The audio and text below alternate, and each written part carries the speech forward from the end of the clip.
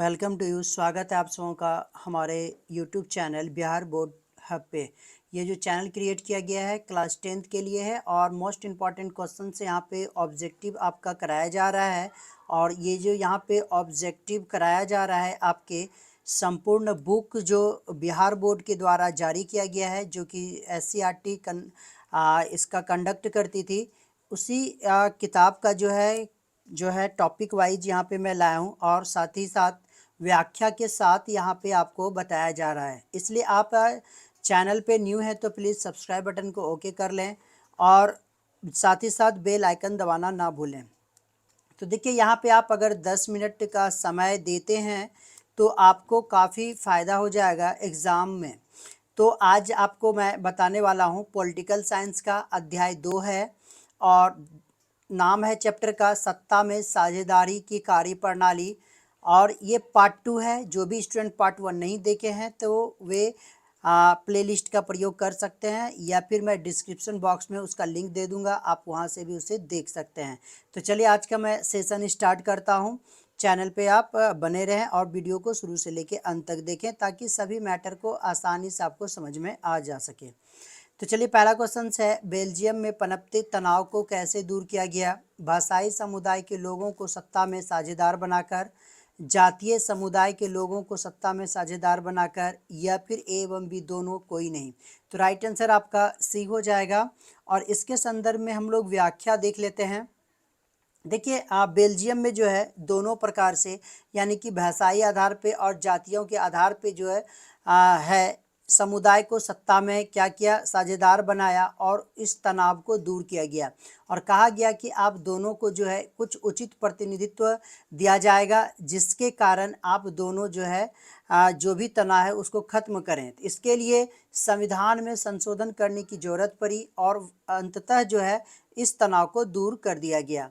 दूसरा क्वेश्चन से आपके स्क्रीन पे, लोकतंत्र में सारी शक्ति का स्रोत एवं उपभोग कौन करती है? सरकार करती है, जनता करती है, राजनीतिक पार्टी करती है, व्यापारिक वर्ग करती है। तो राइट आंसर आपका जनता हो जाएगा। इसके संदर्भ में व्याख्या देख लेते हैं। देखिए लोकतंत्र में जनता ही सर्वोपरि होती है। जनता के द्वारा ही सारा शक्तियों का स्रोत तैयार किया जाता है, उपभोग करती है, सब के सब जनता में ही निहित होती है लोकतंत्र में। लोग यहाँ पे क्या करते हैं, अपने से शासन करते हैं और ये करने का माध्यम अलग अलग होता है। जैसे अपने प्रतिनिधियों के माध्यम से आप कर सकते हैं या फिर किसी संस्थाओं के माध्यम से शासन आप कर सकते हैं। हाँ, इसमें अगर किसी प्रकार की फैसलों की बात आती है तो इसमें सबकी भागीदारी भी होती है और ये समाज के जितने भी अलग अलग समूहों के लोग होते हैं और उनके जो विचार होते हैं सबको उचित सम्मान दिया जाता है।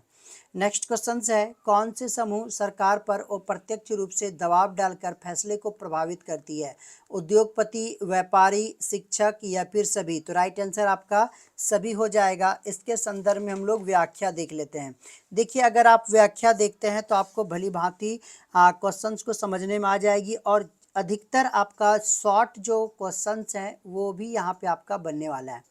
तो चलिए देख लेते हैं इसकी व्याख्या। लोकतंत्र में कौन कौन से अप्रत्यक्ष रूप से दबाव डालते हैं? तो व्यापारी, उद्योगपति, किसान, शिक्षक, औद्योगिक मजदूर, ये सब एक संगठन बनाते हैं और अपने हित के लिए क्या करते हैं, सरकार पे दबाव डालते हैं और दबाव डालने के बाद जो है फैसले को भी प्रभावित करने का काम करती है।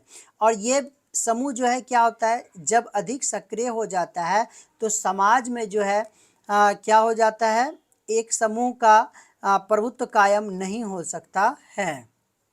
नेक्स्ट क्वेश्चन है, बोलोविया में आंदोलन का कारण क्या था? जल की समस्या, सूचना के अधिकार के लिए, महिलाओं का आरक्षण, लोकतंत्र स्थापित करने के लिए। तो देखिए जल में जो रुपया था उसको वृद्धि कर दिया गया था, यानी कि हम लोग कह सकते हैं आंदोलन का कारण था जल की समस्या। ओके, नेक्स्ट क्वेश्चन की ओर बढ़ते हैं। भारतीय सरकार के कितने अंग हैं? 1, 2, 3 या फिर 4? तो राइट आंसर हो जाएगा आपका 3। इसके संदर्भ में हम लोग व्याख्या देख लेते हैं। भारतीय लोकतंत्र जो है 3 अंग पे काम करती है, एक विधायिका, कार्यपालिका और न्यायपालिका। और इनके बीच ही सत्ता का क्या होता है, बंटवारा होता है। और ये सभी अंग जो है एक ही स्तर पर अपनी शक्तियों का प्रयोग करके सत्ता में क्या बनते हैं, साझेदार बनते हैं।